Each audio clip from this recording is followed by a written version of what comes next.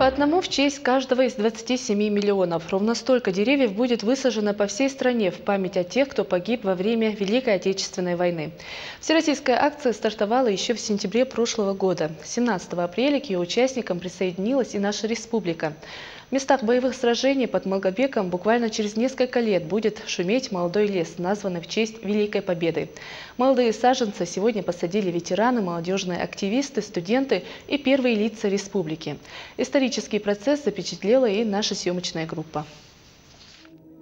В год 70-летия Великой Победы общероссийское экологическое общественное движение «Зеленая Россия» реализует специальный проект «Лес Победы», целью которого является увековечивание героического подвига каждого погибшего участника Великой Отечественной войны.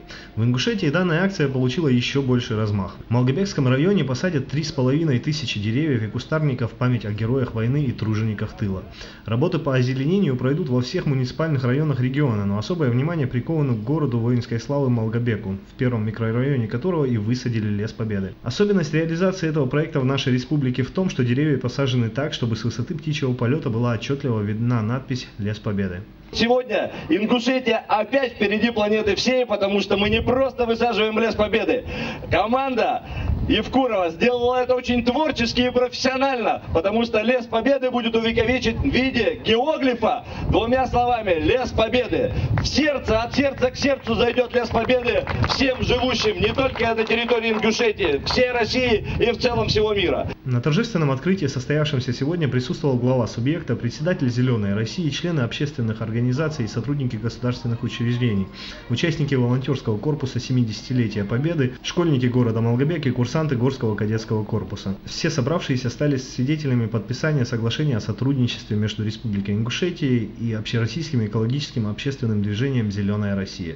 Сам проект в рамках 70-летия Победы, который мы сегодня осуществляем, это один из таких ярких проектов в стране в целом. И спасибо тем идеологам, тем инициаторам, и кто вообще додумался такой хороший проект делать, как Лес Победы. Сажаем огромное количество деревьев, буквально пройдет там 3-4-5 лет. Здесь будет целая роща, сверху это будет читаемо, как Лес Победы. Будет здесь ухаживать за этим. Поставим здесь памятник одному из героев, или же в целом воинам-защитникам Малгобека. Местами посадки деревьев в честь фронтовиков станут аллеи героев, скверы, парки. В рамках акции также планируется озеленение территорий вокруг мемориалов и памятников во всех районах Ингушетии. Глава региона и сам приложил руку к процессу озеленения, лично посадил саженец сталинградского тополя, который является символом жизни, стойкости и мужества нашего народа в годы Великой Отечественной войны и который также носит название «Тополь Победы».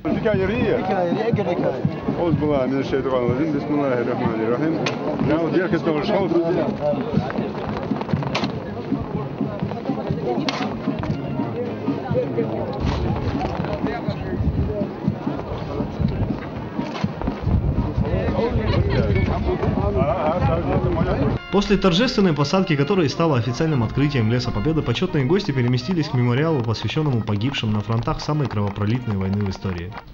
Какое величие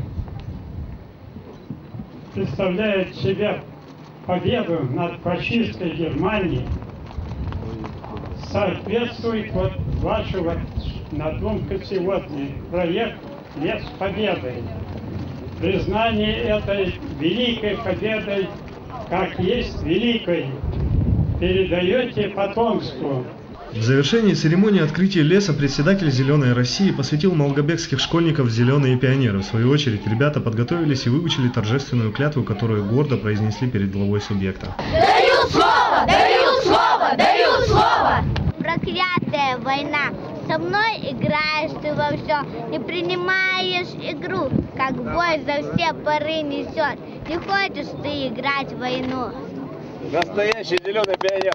Будущий. Браво! Браво! После официальной части собравшимся была представлена тематическая концертная программа и национальные угощения.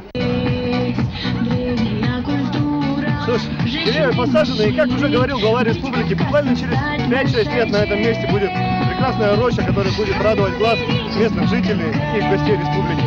Влада Белкани, Ахмед Исмузиев, Вести Ингушетии.